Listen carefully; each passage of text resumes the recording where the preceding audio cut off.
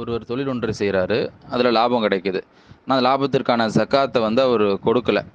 பின்னாடி கொடுக்கலான்ட்டு இருக்கிறாரு, அல்லது கணக்கிட்டு வச்சிருக்கிறாரு. ஆனா, கொடுப்பதற்கு முன்பாக இதுல டோட்டலா நஷ்டமாயிருச்சு பிசினஸ். அப்போ அவரு நஷ்டமாயிடுச்சேன்னு சொல்லி அதுக்கு ஜக்காத் குடுக்காம விட்டுறலாமா? மத்த சொத்துக்களுக்கு மட்டும் குடுத்தா போதுமான்னு கேட்கிறீங்க. கேள்வி எண் 2325. ஜக்காத் என்பது யாருக்கு கடமை என்பதை விளங்கிட்டா இதுக்கான பதில் தெரிஞ்சுக்கலாம். ஜக்காத் என்பது 5 ஊக்கியாக்கு கீழ் இல்லை என்று நபி ஸல்லல்லாஹு அலைஹி வஸல்லம் சொல்லக்கூடிய செய்தி புகாரினுடைய 1405வது இலக்கத்துல உண்டு. 5 ஊக்கியாக்கு கீழ் இல்லைன்னா, இன்றைய மதிப்புல 720 கிராம் வெள்ளி. அத 720 கிராம் வெள்ளியோ, அதற்கு நிகரான மதிப்பிலான பொருளாதாரமோ, சொத்தோ என்னவா இருந்தாலும் சரி, அதுக்கு அந்த நிகரான மதிப்பு நம்ம இடத்துல இருக்குமேயானால், சொத்தாக இருக்கலாம், காசாக இருக்கலாம், பொருளா கூட இருக்கலாம். அவரு ஜக்காத்து குடுக்கணும்.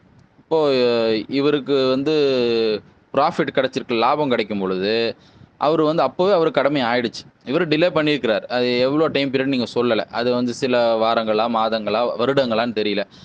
அப்போ ஒரு கட்டம் வரைக்கும் அவர் வந்து குடுக்காம இருந்திருக்கிறாருன்னா, அதற்கு பிறகு நஷ்டமாயிடுச்சுன்னா, அதனால வந்து ஜக்காத் இல்லாமல்லாம் போயிராது. இன்னும் சொல்லப்போனா உங்களுடைய கேள்வியிலே வேற சொத்துக்களுக்கு மட்டும் குடுத்தா போதுமாங்கிறீங்க. அப்ப வேற சொத்துக்கள் உண்டு.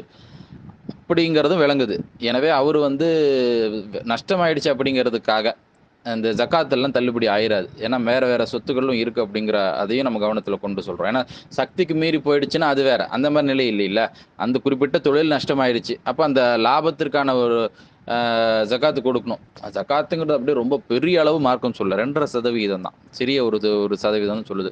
எனவே நாம வந்துட்டு அந்த என்ன அளவு நம்ம ஜக்காத்து கொடுத்து இருக்க வேண்டும், அது கொடுக்காம இருந்திருக்கிறோமோ, அதை கரெக்ட்டா கணக்கிட்டு நாம வந்துட்டு கொடுத்து விடுவது தான் சரியானது.